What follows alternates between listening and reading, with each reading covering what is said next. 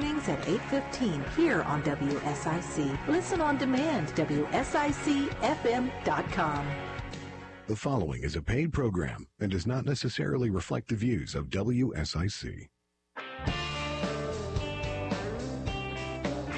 Well, good Friday morning, everybody. This is your dutiful Senator Vicki Sawyer here, coming with live from the WSIC news station radio with kind of a big deal in the radio world before, at least his parents were. We have Auditor Dave Boliek here. Welcome, Dave, to the show. Thank you, Senator Sawyer. Glad to be here. I was doing a little research this morning, and I noticed, of course, I always do a lot of show prep like 10 minutes before the show, and I noticed that your family has a steep tradition in news, radio, in North Carolina. Yeah, that's true. In fact, my father's first job out of college, he went to school at Lenore in Hickory, and his first job out of college was at WLON in Lincolnton, which is where I was born. Okay. And so he was a radio DJ and a news director at an AM radio station back in the 60s. Okay. And then left there, went to Eden, North Carolina, and was a general manager of a radio station where my mom had a radio talk show like you're doing here today. Neat. And she was also a news person and traveled around and did the news on the hour. And he left there and went to television at WFMY first in Greensboro, then later to WTVD in Durham. So that means you have lived a lot of different places across North Carolina, not only as a kid, but actually in your professional career. So tell everybody a little bit who's new and never have heard Dave Boliek before, a little bit about yourself and how you got to be this candidate for state auditor. Yeah, well, I mean, who in the world would want to be the state auditor? I know. Right? It sounds like I don't know, like an Ichabod Crane kind of thing, like a goofy guy walking down and with a pencil pocket protector. Yeah, and my new palm card that I hand out says Dave Boliek, qualified, reasonable, but a little bit nerdy. I love that.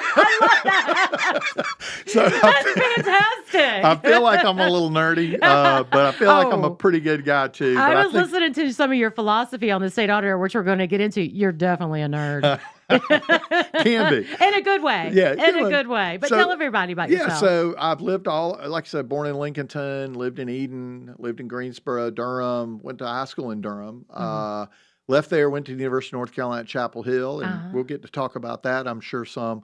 Left there, went to Thomasville, Hickory, Boone, lived in Raleigh again, lived in Zebulon for a short period of time, lived in Lillington, and I've spent about 27 years in Fayetteville, North Carolina, which is where I've raised my family, and never thought I would end up in Fayetteville, but we've had a great time in Fayetteville. So I became an Eastern North Carolinian.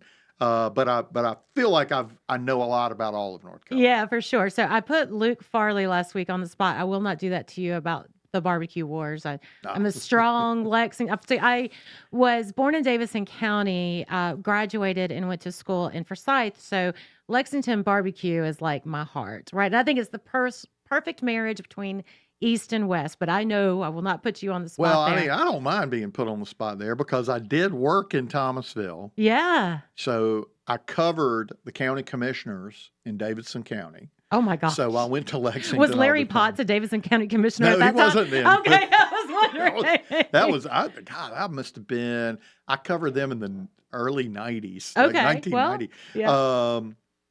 But yeah, so I am very familiar with Lexington barbecue, love Lexington barbecue. In fact, when my now 25-year-old son did his North Carolina project for the 4th grade, we did a little whistle stop tour around North Carolina, and I took him to Lexington #1, and I said, you cannot do a scrapbook on North Carolina without visiting Lexington #1. Yes. And so he ate, took a menu, put that in his scrapbook. So I'm a fan of Lexington. I'm a fan of both. Yeah. It's really hard for me to pick. I know. I agree. But I don't know. I kind of, it's hard. It would be a tough choice. Yeah, it yeah. really would be a tough We're not going to put you on that kind of thing, because we're here to talk about all things auditor, and you are here to make auditing fun again. But you have some history there. So you talked about graduating from Chapel Hill, but then you found your professional life back at Chapel Hill as the chair of the Board of Trustees. Yeah. So I've been married for 29 years. Congratulations. Great. Yeah. Yeah. Same wonderful woman, and she puts up with a lot. We have 4 Especially good, running statewide. right. Yeah, well, she's all in. She's good. She's having a good time with it. And we have 4 kids. Yeah. I've got 2 of them I've got off the family payroll now. So Congratulations. that's great. I'm not there yet. I'm looking forward to it. It's a good feeling. Uh-huh. They make their own. I got one lives in New York. I never would have thought a kid born and raised in Fayetteville would be in New York. And another one lives in Raleigh, and they're doing great. I got a 19-year-old that just started college, my daughter, and then I have a 14-year-old who's the family mascot at home. So I practice law. I started a couple of businesses. Yeah. They were fairly successful. One pretty successful. Sold those businesses, and my wife and I still have a business that we run in addition to my law practice. But I was asked by you and many others in the North Carolina legislature across North Carolina if I would be willing, asked by you guys in the legislature and by the Board of Governors at the UNC system, if I would be willing to go back to my alma mater at Chapel Hill and try to bring some balance back to our university. Particularly UNC Chapel Hill had gone very far left, which to people of North Carolina, it's out of sync with where North Carolina is. And look, there are progressives on the far left, there are conservatives on the far right, and there's a bunch of folks kind of that are somewhere in between. But you, Senator Sawyer, and your colleagues are generous to the University of North Carolina at Chapel Hill and all of our public universities. And the hundreds of millions of dollars that you appropriate to support our public universities means that every North Carolinian should be able to enjoy the benefit of those schools. And they should be able to send their kids, their grandkids, they should support their nieces and their nephews and go into those schools. And they should be able to go to those schools without fearing being shouted down because they ideologically do not line up on the far left. If they should be able to bring conservative values, and those values ought to be respected. And so, in a bit of a twist, we have some folks that are more active on our board of trustees at Chapel Hill and now on other boards across the UNC system. Instead of it being sort of a parting gift, right, for somebody who's leaving public service, we took a different approach. And I've said this on the campaign trail. When you get put on a board like that, a lot of times, particularly at the university level, there's 2 questions that the professional administrators really want you to ask. I mean, these are the questions they want you to ask. They want you to come in the room, be in the boardroom, and they want you to ask, where's the bar with the free liquor, right? And the second question they want you to ask is, how do I get my field pass for the football game? Yeah. Well, we took a different approach, and we'll talk about that, I'm sure, on the other side. Well, you're listening to Dave Boliek here on We're Just Saying with Senator Vicky Sawyer. I'm so grateful that he took up the invitation to come and have a conversation with us. We're going to have him here for the entire hour. And as we've established, he's North Carolina through and through. And he is asking for you to vote for him for state auditor. And we're going to talk about some cool endorsements he has. And we will be right back after the break on We're Just Saying on WSIC News.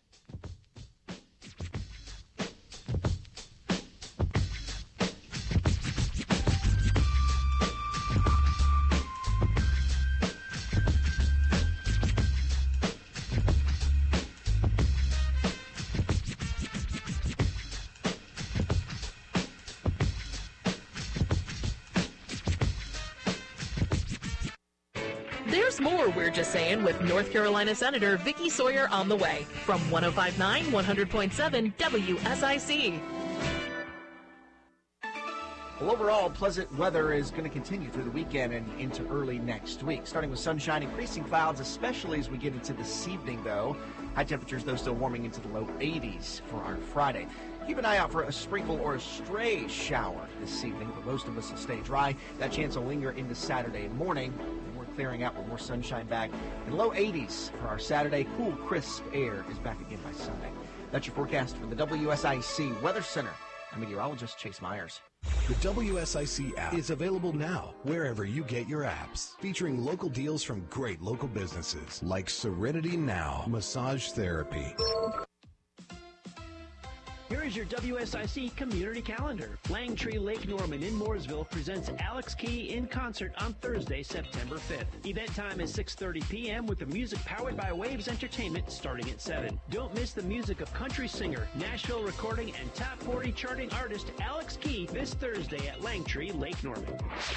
The Iredell County Fair runs every day this week at the fairgrounds in Troutman. The 88th annual event, sponsored by the Kiwanis Club, features some of the best entertainment in the area, including go-kart racing, carnival rides for all ages, competitive 4-H exhibits and animal shows, the magic of Lance Gifford, and much more. The fair runs daily through Saturday. Gates and rides open weekdays at 5 p.m. and on weekends at 3 p.m. Tickets are $5, while kids 6 and under are free. Carnival ride tickets and wristbands are available at the ticket box. Enjoy the Iredell County Fair every day this week at the fairgrounds in Troutman. The Downtown Mooresville Festival of Food Trucks takes place on Saturday. The event offers over 15 trucks from around the area and features live music by John Sullivan and Ryan Winters. Bring a chair, bring your friends, stroll, shop, and enjoy gourmet fare in the social district. Food trucks will be located on Main Street and Broad Street on Saturday from 5 p.m. to 8:30. See you downtown for the Mooresville Festival of Food Trucks. On Saturday, see the top riders from the Monster Energy AMA Supercross Championship as they compete on a custom-built course at ZMAX Dragway. The Super Motocross Fan Fest is a pre-race event taking place from 8 a.m. to 2:30 p.m. where you can see the teams practice, prepare, and qualify for the playoff round and is included with your event ticket. Don't miss the biggest Super Motocross race of the year. Visit CharlotteMotorspeedway.com or the CMS app for information and details. To keep up with all the events happening around the community and much more, including amazing local deals, download the WSIC News app today. It's We're Just Saying with North Carolina Senator Vicky Sawyer on 105.9 100.7 WSIC. Local starts here. Welcome back to We're Just Saying with Senator Vicky Sawyer. Alongside here, my co-host today is Dave Boliek, Republican candidate for state auditor. He's asking for you to vote for him in this November. And not just because he's cool and he has cool glasses and a great logo and a really, really neat commercial. I love that commercial you shot with your pocket protector and you're in your... Very fun. We had fun. My family had a great time with that commercial. That was great. And it's on your website, correct? It is. It's on auditordave.com. Auditordave.com. Go check out that commercial. It is so stinking cute. The family's all in there. And you'll get to see a little bit more about Dave Boliek and hear from him later, or during the show. But we really want to talk to you because you want this thing as an auditor. I just think you do a fabulous job. But you have a history in this. So we talked about before the break that you were served at Chapel Hill and you were the board of trustees and you were the chair. And as part of that role, my understanding is that you created the university's first audit committee. That's correct. What does that mean? So just to sort of segue into that, we talked about, the two questions these administrators want you to ask, right? They want you to ask about, how do I go to the parties and how do I socialize, right? And then how do I get my field pass for the football games? Well, we took a little different approach. It started for me at orientation. And, you've been a senator when you first day as a senator and you're elected, they give you an orientation session. When you get put on these boards, you get put on board at UNC or if you're at a community college, and most nonprofit boards are the same way, they give you an orientation. And at orientation, the first day of orientation, myself and the current chair of the board, I'm still on the board, but I stepped down as the chair to run because I couldn't put as much time into it. The current chair of the board and I were in an orientation session, and we were told by the chief academic officer. Okay. Now, I want you to remember that for a second. Keep that in mind. Got it. That the university's budget was run on 16 separate budgets.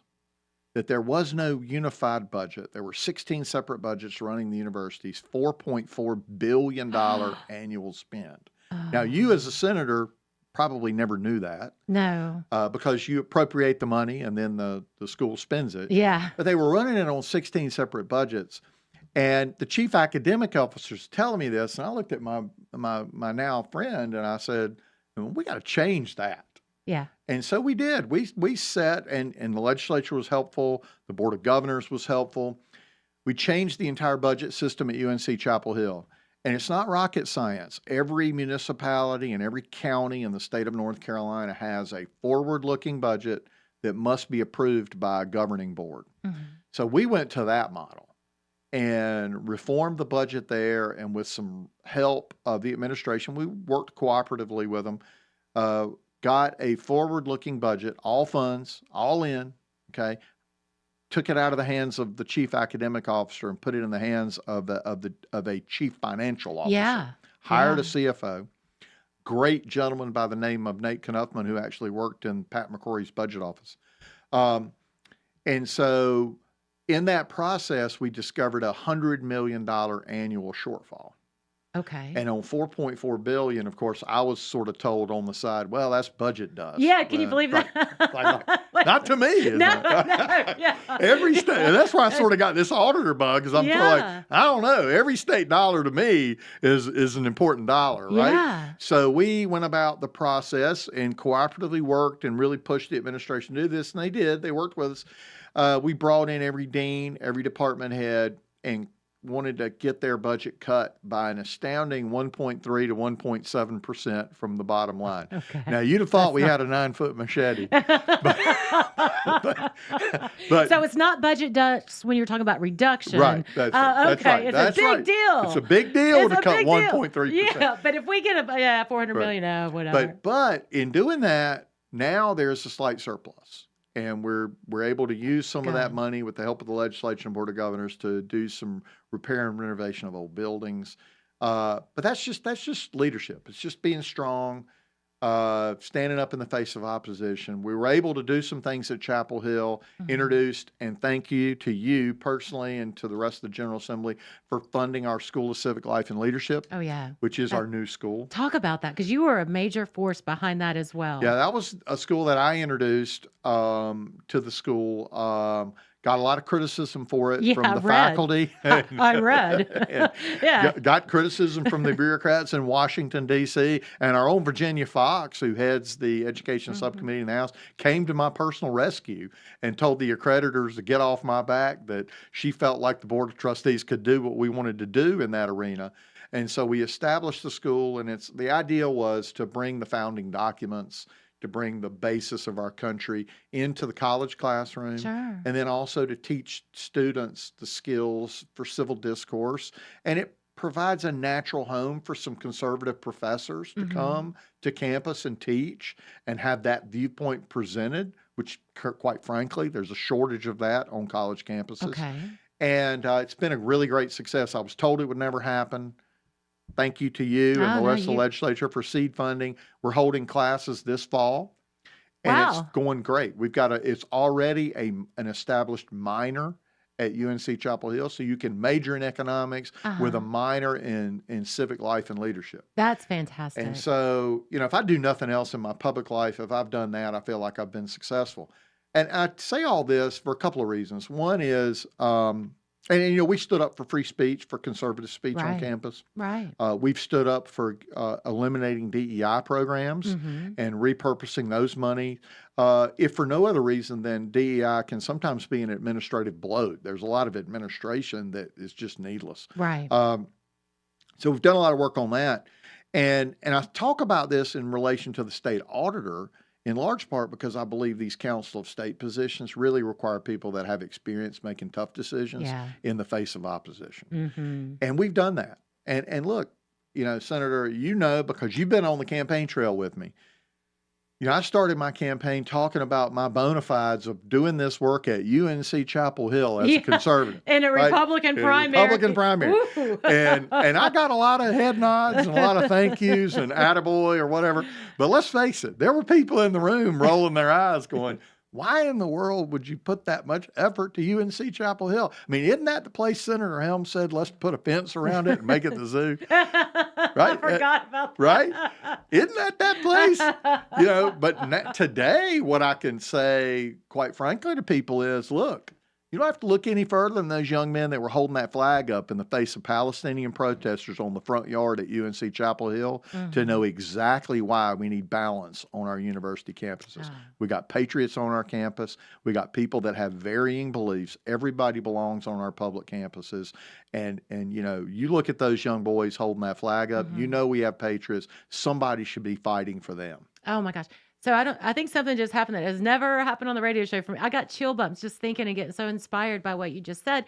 And of course, folks who believe or are conservative, we have to go into the face of where we are in the minority. And it is a very difficult place to be, but is also the most rewarding. And what you're saying was happened with you as at Chapel Hill is that we saw the proof in the pudding, right? Yeah, it can be. And, you know, the goal is not to make UNC Chapel Hill a far-right university. No, right. The goal is to bring balance, to bring balance back to our university system and to let people know. You know, I had the pleasure of being with college Republicans this week at UNC Chapel Hill. It was a room full of young people. Right. Had 22 or 23 of the group in that room. And quite frankly, a lot more showed up than I thought would. And they're freshmen. And they told me, hey, you know, one of the reasons why we decided to come to Chapel Hill is because we've heard about the stuff that the Board of Trustees is doing to welcome everybody. And we felt like we could really come to here and belong and not be afraid to belong.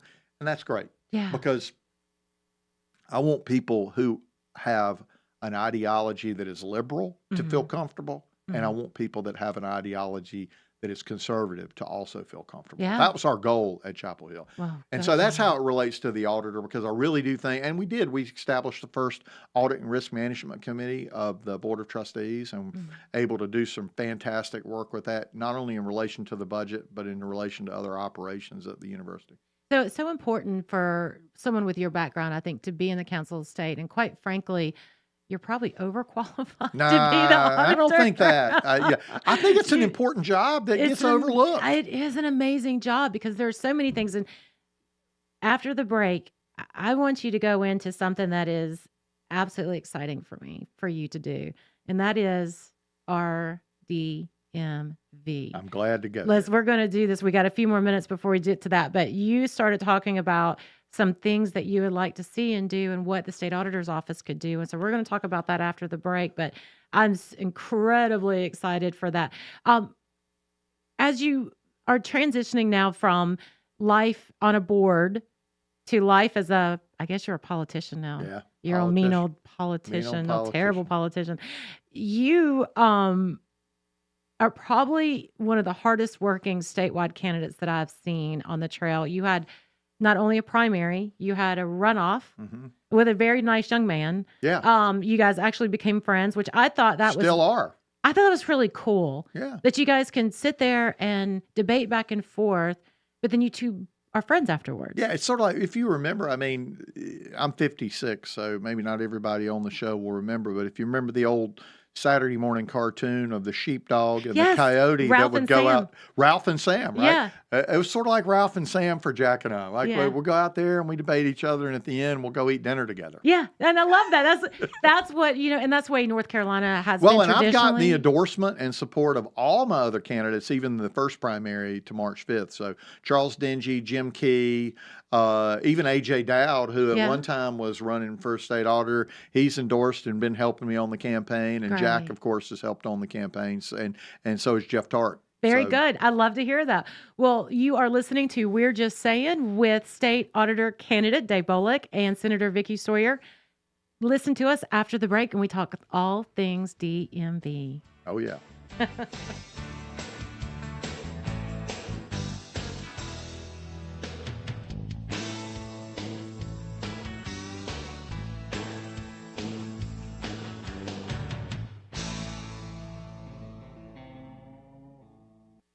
Stay with us. We'll have more of We're Just Saying with NC Senator Vicky Sawyer after this short break on 105.9, 100.7 WSIC. Well, overall, pleasant weather is going to continue through the weekend and into early next week, starting with sunshine, increasing clouds, especially as we get into this evening, though. High temperatures, though, still warming into the low 80s for our Friday. Keep an eye out for a sprinkle or a stray shower this evening, but most of us will stay dry. That chance will linger into Saturday morning, and we're clearing out with more sunshine back. And low 80s for our Saturday. Cool, crisp air is back again by Sunday. That's your forecast from the WSIC Weather Center. I'm meteorologist Chase Myers. Drum Landscape Supply is the go-to spot for anything you need for your yard. Transform your landscaping. Drum Landscape Supply has trees, flowers, natural stone, custom blended grass seed, mulch, and more. Plus, they deliver. DrumLandscapeSupply.com. Temperatures are heating up, but the prices are cooling down at Randy Marion Ford Lincoln here in Statesville. How about this? Over $8,000 off F-150s. That's the XLT trim, that's the Lariat trim, that's the Platinum trim, that's the Limited trim. That is the Crew Cab, that is the Super Cab. You name it, Randy Marion Ford. We got it right here in Statesville at a big discount on F-150s. Again, over $8,000 off. Come see us today, I-77, exit 49B. Crosswhite Law in Statesville cares. Here to serve you and your family's needs in elder law, estate planning, and estate administration. Call Crosswhite Law today, 704-873-7233. Looking for a large private room for your next work function? Or maybe you need a place to bring the whole family for a delicious meal? Pomodoros of Mooresville has the perfect space for your crowd. Book your next event at pomodoros.com. Hi, this is Bob McIntosh with the McIntosh Law Firm in Davidson. Since 1997, we have been committed to providing our clients with competent, caring, and experienced legal services. Learn more at McIntoshLawFirm.com. This is a Bloomberg Money Minute. It isn't worries about the August jobs report dragging the stock averages about 0.6 to 2% lower. It's a tech sell-off. The August jobs report has investors betting we'll see interest rates cut by 0.5% later this month after the Labor Department reported a lower than expected number of jobs created last month, 142,000 rather than 165,000.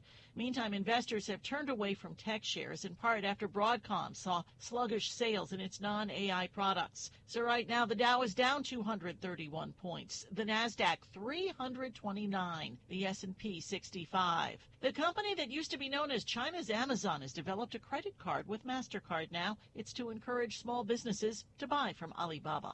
And welcome Selena Gomez to the Bloomberg Billionaires Index. The actress-singer has made most of her money from the makeup line she started 5 years ago. Rare Beauty Brands is a hit with influencers and teenagers. Joan Doniger, Bloomberg Radio. Call now to speak with NC Senator Vicky Sawyer at 844-STUDIO-4.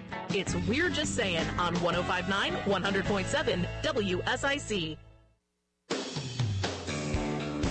Well, welcome back to We're Just Saying. You are hearing the voice of Senator Vicky Sawyer alongside her today's co-host, because her normal co-host, David Coble's out gallivanting the world. I pay him nothing, so I guess I can't complain, but you know, here we are. But we do have your Republican candidate for state auditor, Dave Boliek, beside me, and he got me excited. So, Dave, I don't know if you've seen, I know you're so busy with your campaign, but this week there was an article that was released about the DMV and the wait lines.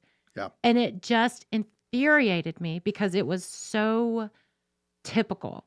They say the reason why you can't get a DMV appointment or can get your essential services done is because the Mino legislature just doesn't invest in the DMV and doesn't invest in their employees and doesn't do and you know, as one of the leads behind pushing the DMV to modernizing their computer system and seeing $170 million over the last 10 years given to that agency so they can get up to date, and they still have yet to do it.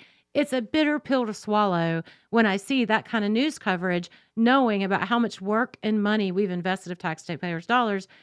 So when the legislature does all we can do, it's up to the state auditor. Right. I think the state auditor plays a role. So when I'm on the campaign trail, and you and I have been on the campaign trail together. Sure. So you've heard this from me, and I mean it when I say it.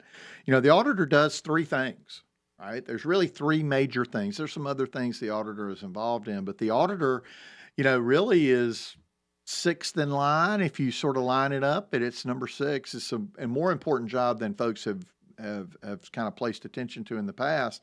The auditor, takes financial accountability, holds the agencies and receivers of state money accountable for that money. When Senator Sawyer and the state Senate and the House get together and they appropriate money, that money goes out the door. Once it's out the door, it's hard to reel it in. Now, you've got legislative oversight, but there's only so much in the resource tank there in the legislature. So it's incumbent upon the state auditor to, number one, make sure that there's no waste, fraud, and abuse going on, right? And to hold these agencies accountable for how they're spending the money, there's to whether they're spending it as directed, so to speak. Yeah. That's the bread and butter of the state auditor's office. There's two other types of audits that the state auditor can do, and quite frankly, I think it's time for the state auditor's office to step up to the plate and engage in these audits. One is called an economy and efficiency audit, and two is a program result. If you squish those two together, that means a performance audit, right? And so I've said this on the campaign trail, and I mean it 100%. DMV is day one. Good. Have you seen the lines? I mean, listeners, have you seen the lines at the DMV? I mean, look, I don't need a report as a state auditor to know there's a problem. Right. Right? Right. And so day one, DMV will be audited. What infuriates me, like it does you, about the rhetoric out of the current administration on DMV's woes is two things. One, about a month ago, the director of the DMV started his excuse trail by blaming the public. He started with the public. He said, well, people aren't checking online enough. They aren't doing this. They aren't doing that. You know, he started blaming the public.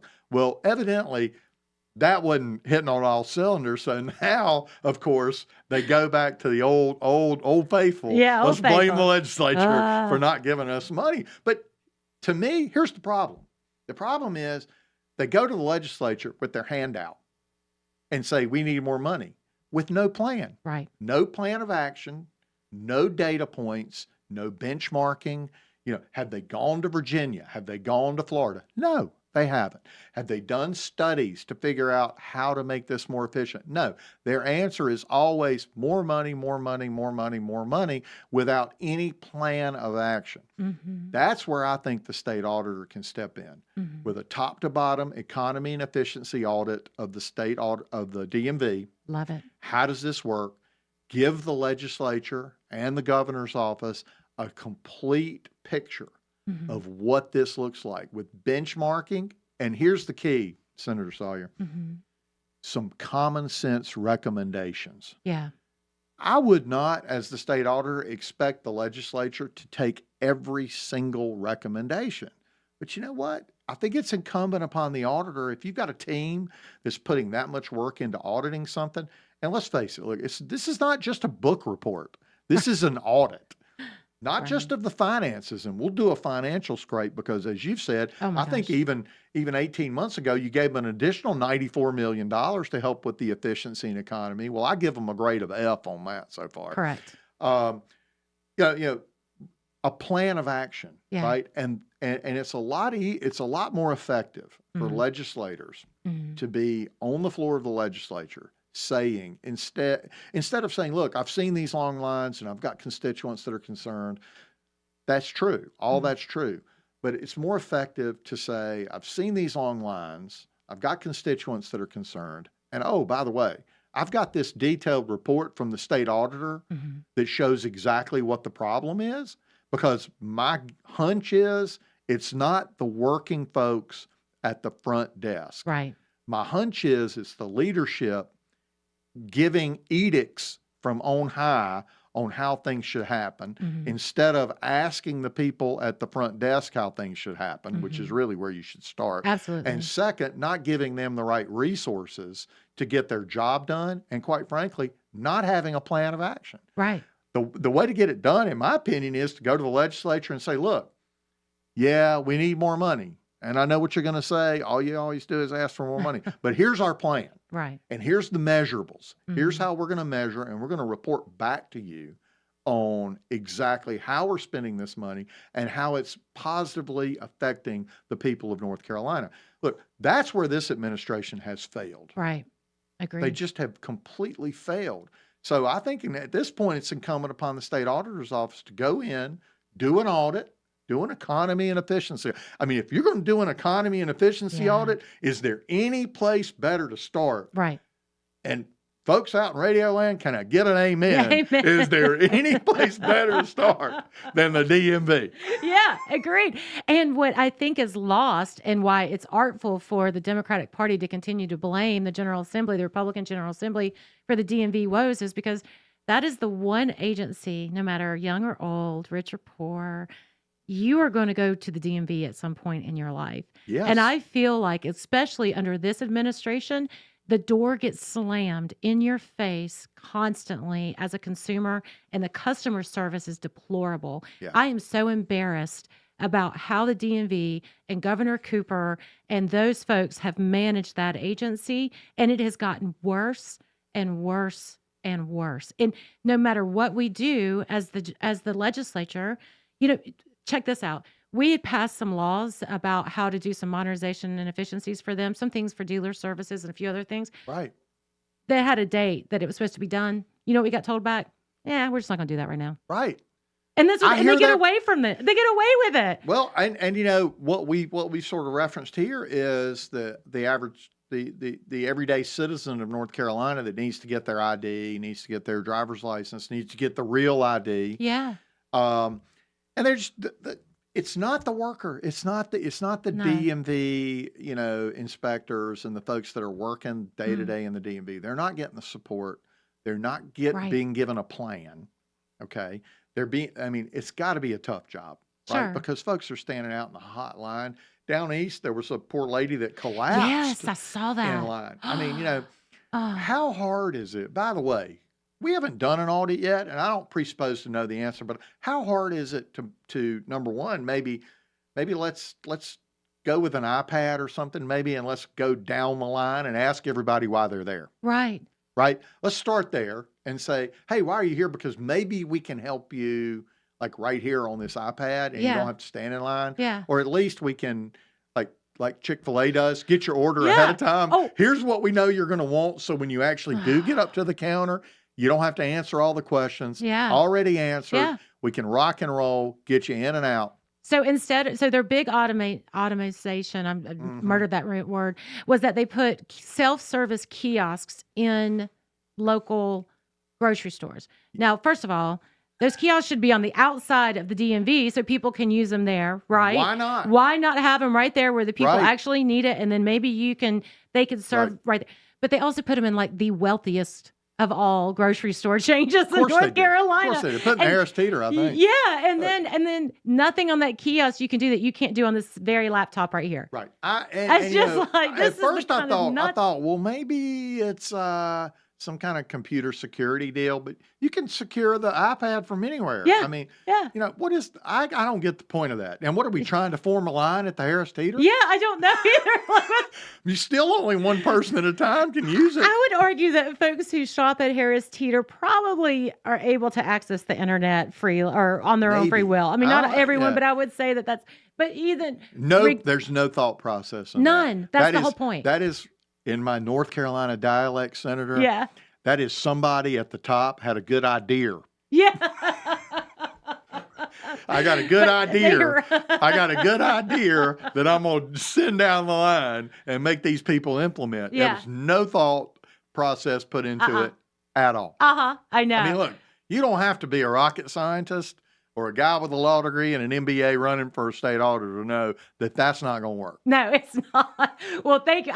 I could talk about this all day. I love talking about the DMV because to me it is the one essential government service that we should provide.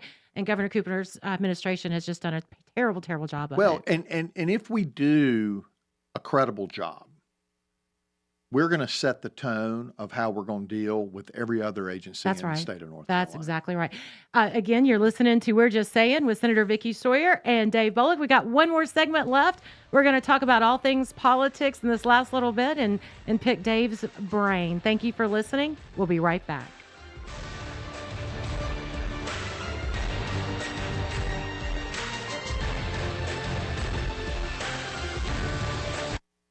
There's more We're Just Saying with North Carolina Senator Vicky Sawyer on the way from 105.9, 100.7 WSIC.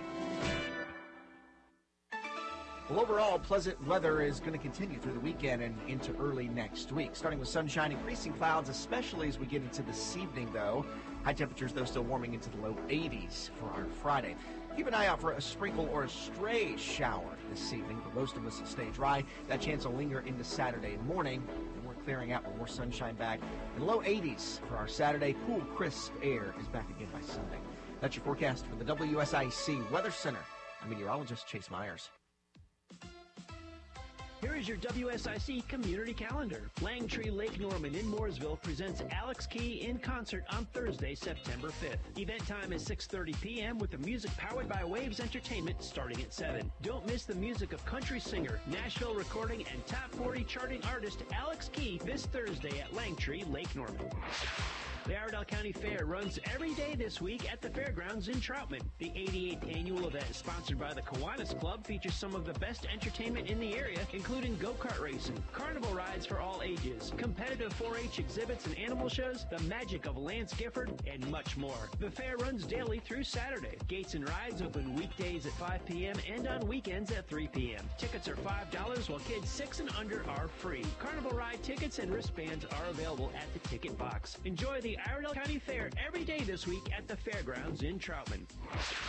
The downtown Mooresville Festival of Food Trucks takes place on Saturday. The event offers over 15 trucks from around the area and features live music by John Sullivan and Ryan Winters. Bring a chair, bring your friends, stroll, shop, and enjoy gourmet fare in the social district. Food trucks will be located on Main Street and Broad Street on Saturday from 5 p.m. to 8:30. See you downtown for the Mooresville Festival of Food Trucks.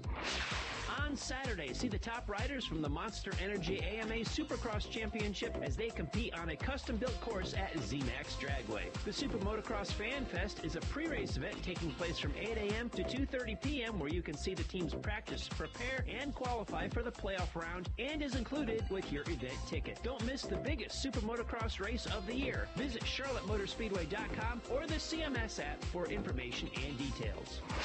To keep up with all the events happening around the community and much more, including amazing local deals, download the WSIC News app today.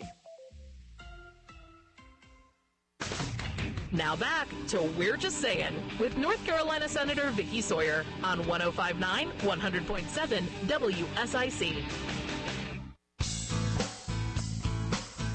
Well, we're back with We're Just Saying on WSIC News. I'm here with Dave Boliek, your Republican candidate. Actually, everybody candidate. Everybody can vote for you in the fall, right? Absolutely. We want everybody to vote. Well, I mean, And vote for Republicans, Independents, Democrats. And it's kind of cool. You've got two, well, one a nationally prominent, but then also a statewide prominent former auditor. Yeah. Who's giving you some support. Yeah. So who's not a Republican. Very proud to be endorsed by President Trump. Mm-hmm. One of the statewide candidates that he is explicitly endorsed. Fantastic. And he did that in Asheville about 3 weeks ago. Had an opportunity to talk to him about the auditor's office and what it does, and he feels very confident that I can do a good job there. Did you get nervous when you were talking to him at all?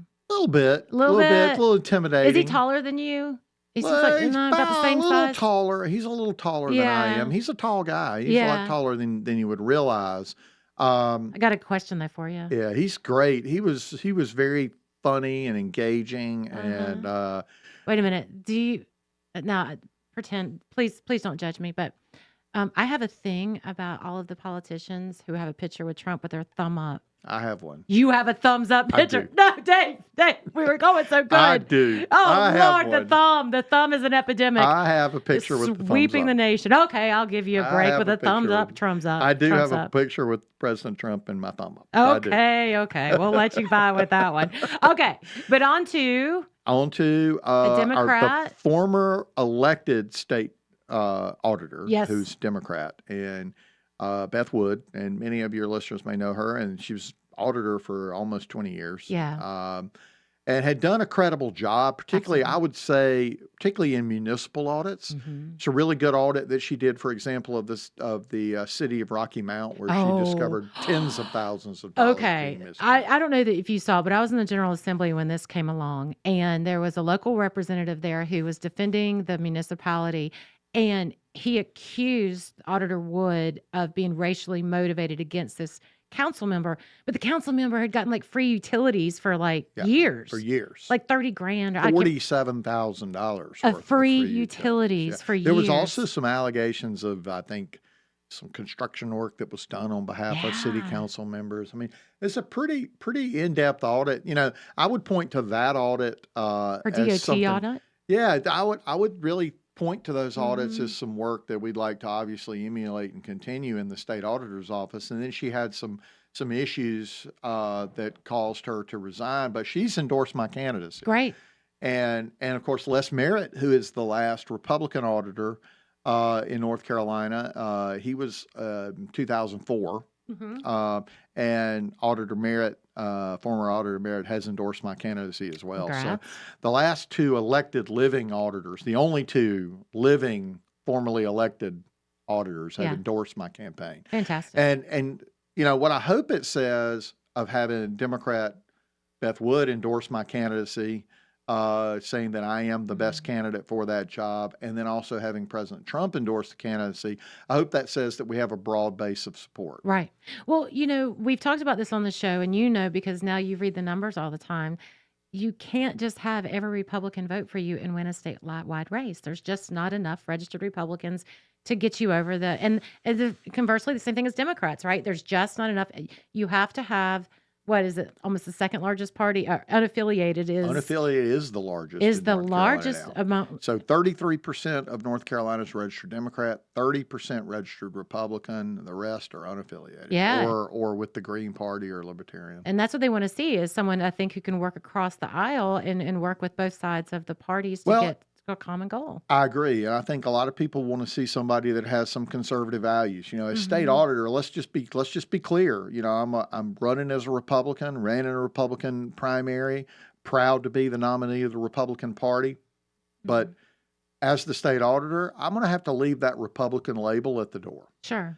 And that doesn't mean I'm not going to take my conservative values, my ideology, my Christian morality into office with me. I'm going to take those compasses and those anchors with me into office. Sure. But I'm leaving the party label at the door because the state auditor has to work on behalf of every single taxpayer in North Carolina, regardless of their political affiliation. Yeah. Yeah. Well said. And I completely agree. And I think former Auditor Beth Wood was absolutely a stalwart in that area. I mean, she would bust your chops, whether you're Republican, Democrat, or independent, or if you weren't doing the right thing, she was there to tell you that it needs to be done better. And it sounds like you would carry on that tradition. Well, we're going to try to carry on that tradition. We also want to work with the legislature.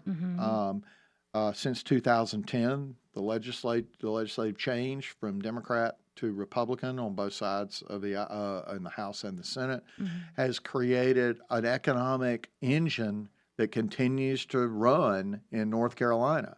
And, you know, regardless of what position you have, whether you're the state auditor, labor commissioner, lieutenant governor, treasurer, I think it's incumbent upon us to help the legislature keep that engine going. And I've said this on the campaign trail, and I say it all the time when I talk to people. You know, again, I'm a North Carolina guy, so I talk pretty plain, right? Yeah. The auditor's got two tools. There's multiple audits. We talked about what you can do. But you can have a hammer or you can have a jar of honey, right? That's how I was raised. You can get more done with a jar of honey than you can a hammer.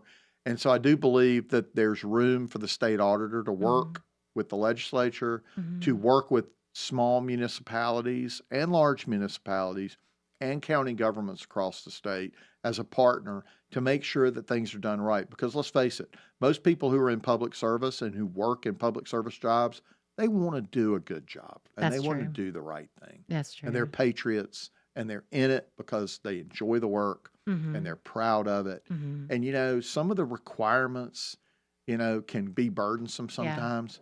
And so the auditor ought to come in sometimes with a jar of honey and just say, look, hey, how can we help you? Yeah. Very good. Instead of being afraid, like, oh gosh, here comes Dave. Yeah, oh, we got to run. Here comes Dave. I want him to say, hey, great, it's Auditor Dave. Yeah. Can't wait for him to get here. Except for the DMV. Well, DMV is going to be happy when I'm done, too, because I'm going to help those guys that are working in the trenches get some support from up top. Yeah. It's the up top guys that might be a little bit afraid of the results. Yeah, that's right. That's what I've heard. Good for you. I'm excited. So if you like what you're hearing and you want to make sure that we can make DMV great again, I can't say that really. We're going to make DMV great. We're going to make DMV great again. We're going to at least try. I'm going to go in there and try. Look, if we don't try, I'm in. Why not try? Why not go in there and let's use the power of the auditor's office to really do something for every North Carolinian? Yeah, I'm in. 100%. And if you like what you hear, make sure to check out Dave at auditordave.com. And then you can see him. He'll be all across from Murphy to Manio. All across the state of North Carolina. I'm in the Charlotte area on September the 18th at Charlotte Pipe and Foundry. Yeah. 6 o'clock. Yep. And we're in and out a lot in this area quite a bit. With just, and I'm on the road every day. I'm doing event after event. You know, one of the big pushes that we have from all the Council of State positions, and that would be, of course, we got Governor Robinson on the governor's slot, but from the down ballot Council of State starts with Lieutenant Governor Hal Weatherman, Secretary of State candidate Chad Brown, who's the chair of the county commission down in Gaston County. Goes to myself, the state auditor, Brad Briner, running for treasurer, Luke Farley, who you had on the show, running for labor commissioner, Mike Causey running for insurance commissioner, Steve Troxler running for ag commissioner, Michelle Morrow, exciting candidate running for Department of Public Instruction, and then of course Dan Bishop, who I've done several campaign events with over the last week. He's so brilliant. We've been campaigning together quite a bit. The auditor and the attorney general and sort of the treasurer, all three of those jobs can kind of go hand in hand in a large part. It can work really close together. And so Congressman Bishop and I have been traveling together some and have campaigned together. So our effort is to get folks who are excited, for example, about voting for President Trump to make sure they finish the ballot. In 2020, there was almost 200,000 voters. Now think about that for a minute. 200,000 voters? Yeah. That's Carter Finley Stadium in Raleigh filled up 2.5 times or more. That didn't finish their ballot. That voted for President Trump and left. You know, and think about that for a minute.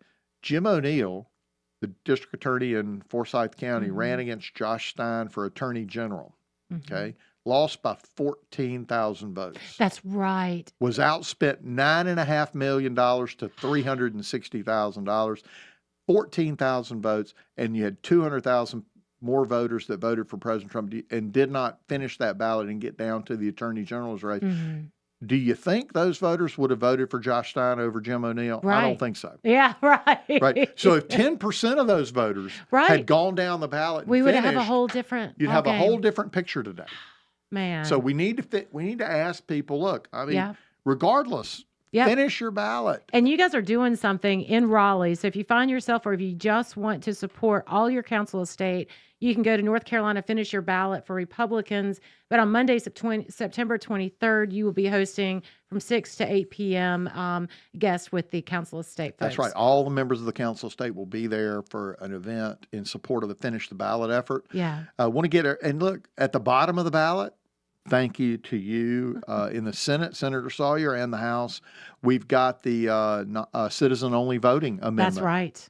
That's right, and it's coming up. So you can start at the bottom of the ballot and go to the top. Yeah. Wouldn't hurt my feelings if you did that. Well, you know what, Dave? Thank you so much for being here today. I'm Glad so to be grateful. here. You were a fantastic guest. I mean, I could have just been quiet and let you talk the whole time. Some of my listeners would have wanted that, but no, I'm just kidding. But I appreciate everything you're doing, and thank you for being on the show with We're Just Saying.